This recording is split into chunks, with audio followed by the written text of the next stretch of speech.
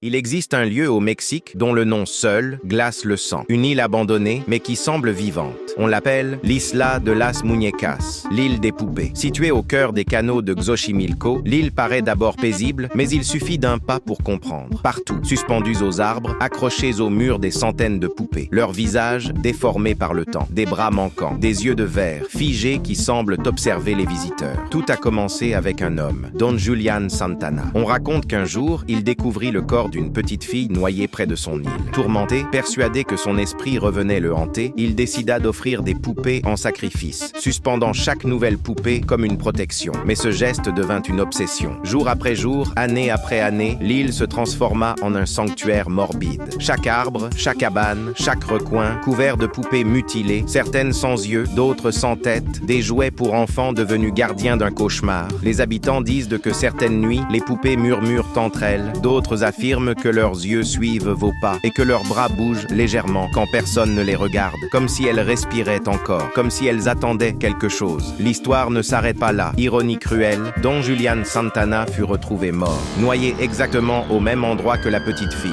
Certains disent que l'île l'a réclamé comme une offrande finale. Aujourd'hui, l'île des poupées est toujours là. Les curieux viennent du monde entier, fascinés par son aura maudite, et tous repartent avec le même sentiment, celui d'avoir été observés par des centaines de yeux de verre. Un lieu réel, un mystère bien vivant. Et une question qui hante encore, ces poupées protègent-elles les vivants ou emprisonnent-elles les morts ?